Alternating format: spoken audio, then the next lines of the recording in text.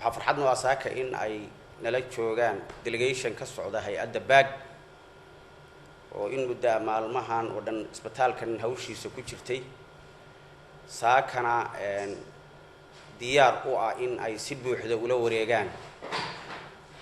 قيبتي هوانك يعرورته si ay hawshooda u bilaabaan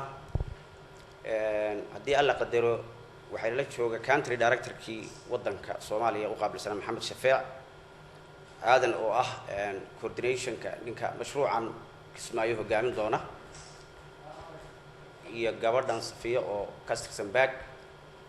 marka horeysa waxaan leenahay ku soo dhawaada Kismaayo marka labaad waxaad soo booqateen soo aragteen hadda hawlihii ay ka qabteen ka hayaan isbitaalkan qaybtii maternity-ga oo la burburiyay oo dib loo dhisayo qorshaheeduna yahay si degdeg ah in ay u dhamaato iyo qaybtii cuntada oo kitchadii oo ayaantaan shaqeynaysay oo dadka patient-ka ah hadda isbitaal ku jira qayb kasto ay jiifaan ba cuntada loogu kariyo waxaan rabaa inaan idin sheego war farxad leh oo ah 23 bisha inay halka ka dhici doonto xaflad si buuxda ay hay'adda baag ama cabr alqaaraad ay ula wareegi doonto isbitaalka Kismaayo qaybta haweenka iyo caruurta waxa ka soo qayb gali doona madaxdoodii u sareysay hay'addaas oo Riyadh ka imanaysa Saudi Arabia waxa ka soo qayb galaya hay'adda UNFPA madaxdeedii ugu sareysay ee wadanka Soomaaliya u qaabilsanayd waxa ka soo qayb galaya xafiiska humanitarian-ka Soomaaliya isku xidhaha deeqaha bini'aadamnimada ee Soomaaliya waxa ka soo qayb galaya madaxda Jubbaland dawladda federaalka lafteeda in cid ka timaadana aad baan u rajo weynahay xafladaasi waxay noqon doontaa mid mataanaysa laba xafladood oo labaduba ay ku saabsan yihiin maternity-ga mid waxa weeyaan furitaanka iskuulkii gabdhaha macadka tababarka umulisada ee Jubbaland oo dafcadii ugu horeysay Kismaayo laga xafladda loo sameyn doono 23 bishan 30 gabdhood oo loo qaatay dafcadda koowaad baa tababarka ka faa'iideysan doona muddo 2 sanadood ah ay ku jirayaan waxbarashada waa basic education oo maternity-ga ah midwifery-ga ah hadii alla idmo ilaahay xafladdaas inuu si farxad leh inuu gaarsiiyo ilaahay baan ka rajaynaynaa baag waxay u yimaadeen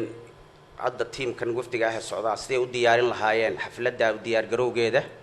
madaxdooda imanaysa ee ka imanaysa ilaa Riyadh sidee u soo dhaweyn lahaayeen sidii reer Kismaayo ay u tusi lahaayeen in ay shaqada ay u qaban doonaan deegaankan ama Jubbaland u qaban doonto ayadani waa hay'adaha hadda Soomaaliya jooga ugu baaxadda fiican ee xagga haweenka wax ka qabta waxaan joogay oo aan ka warqabay 162 gabdhood inay ugu sameeyeen qalliin fistulaha ah magaalada Muqdisho isbitaalka Dayniile Jubbaland qayb ay ka ahayd gabdhaha loo sameeyay qalliinka number fiican baan ku lahayn alxamdulillah hadda ka bacdi waxa lagu sameyn doonaa qalliinkaas isbitaalka guud ee Kismaayo ilaahay inuu na gaarsiiyo iyadoo taasi dhacdayna waan ku rajo weynahay insha Allah aad iyo aad baa u mahadsantihiin waxaan leenahay waftiga hay'adda baa ka socda soo dhawaada reer Kismaayo noqda nala wadaaga waxa aan ku jiro shaqadana qaybtiina qabsada insha Allah annaguna gacmo furan baan idinku soo dhaweynaa TV-ga Jubbalandna waa u mahad celinaynaa in la socdaan dhaqdhaqaaqa maamulka Jubbaland iyo wasaaradda caafimaadka iyo wasaaradaha dhan hawlaha ay qabanayaan ee baaxadda leh ee community-ga loo hayo inay goobjoog ka ahaadaan mar walba soona xaadiraan goob kasta oo dad wax loo qoro Kalsan TV isagana sidoo kale waa u mahad celinaynaa insha Allah aad iyo aad baa u mahadsantihiin waxaan rabaa inaan ku soo dhaweeyo hay'adda baag si ay iyaguna intooda uga dhahaan Maxamed Shafeec country director-ka Soomaaliya u qaabilsan hay'adda baag waxaan maleynayaa waa safarkii labaad oo halka ku yimaado laakiin baag waxay u noqonaysaa safarkii shanaad safarkii lixaad meelahaas ay noqonaysaa insha Allah inta halku soo noqonayeen oo hawshaas ay ku dhex jireen hadda waxaan qiyaasayaa safar ma jiri doono ee waxay noqon doonaan dad deegaanka ku nool oo inala nool oo shaqada wax ka wada oo halkan hawlka haya maxamed Shafeec waan ku soo dhaweynaya insha Allah بسم الله الرحمن الرحيم الحمد لله رب العالمين والصلاة والسلام على أشرف خلق الله أجمعين سيدنا محمد وعلى آله وصحبه ومن والاه. باسم الدكتور سعد القرني الأمين العام لأطباء عبر القارات، معالي الدكتور عبد الحكيم القطان مدير ملف الصومال، نحن سعداء جدا لوصولنا للمرة الثانية لمدينة كسمايو وللإشراف على بدء العمل في مشروع قسم النساء والتوليد وقسم الأطفال في مستشفى كسمايو. نحن سعيدين جدا وفخورين ببداية انطلاقة العمل، ونرجو من الله سبحانه وتعالى أن يوفقنا إلى بداية طيبة وإلى عمل يشرف أطباء عبر القارات ويشرف المجتمع الصومالي ويشرف مجتمع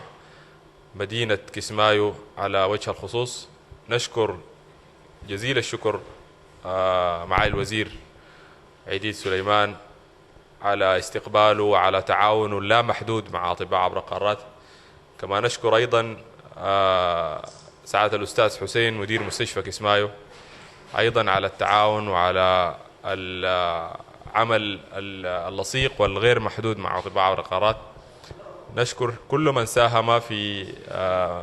هذا العمل وكل من شارك ونصح وأدى. شكرا للجميع. إن شاء الله نتمنى أن يكون هنالك عمل جيد